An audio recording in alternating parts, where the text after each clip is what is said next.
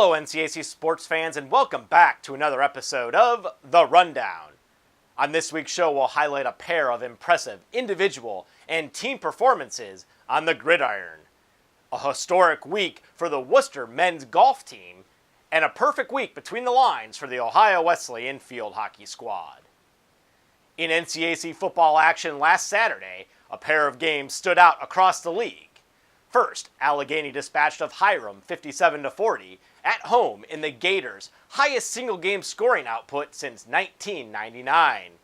And in the nightcap, Wittenberg avenged its only regular season loss from a year ago by posting a 28-12 home win over Denison.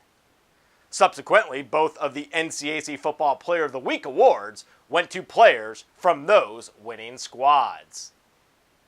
Offensively, Allegheny sophomore wide receiver Alex Victor collected the honor after catching 4 passes for 174 yards.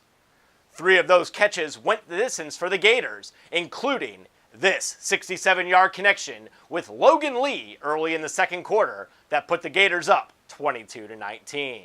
He then caught the eventual game-winning score on this 65-yard strike from Lee that gave the Gators a 43-27 edge with 3:14 left in the third quarter. And the defensive award went to Wittenberg senior safety Jay Maston after he helped the Tigers stymie one of the nation's most prolific scoring offenses in the 28-12 home win over Denison. Maston, who hails from Centerville, Ohio, made 7 total tackles in the win, but he wreaked havoc in the secondary for the Denison quarterback as he picked off this pass early in the second quarter and added this second interception that he returned back 35 yards to the Denison 30-yard line to set up the Tigers' final score of the ballgame just 9 plays later. And NCAC football teams return to action this Saturday with 4 games on the slate, highlighted by undefeated Wabash hosting one-loss Denison in Crawfordsville at 1 p.m. And now let's turn our attention to the Lynx, where 7 of the 9 NCAC men's golf teams were in action last weekend at 5 different events, highlighted by Wooster capturing its first outright team title since 2009 at the Earlham Fall Invitational.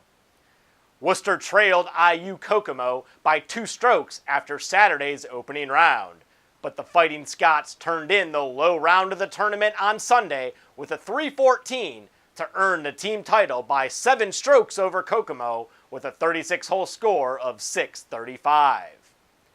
Individually, Wooster freshman Colin O'Hearn grabbed the NCAC Golfer of the Week award after closing out the tournament in dramatic fashion on Sunday afternoon.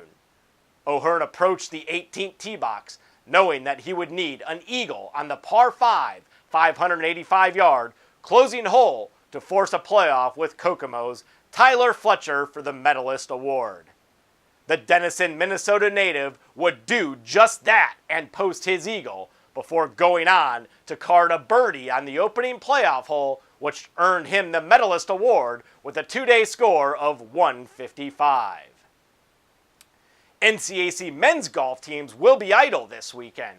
However, the women's squads will return to the course with 3 events on the schedule, led by Wittenberg hosting its annual Pat Klaus Invitational and Wooster hosting its annual Eva Schorb Weiskopf Invitational.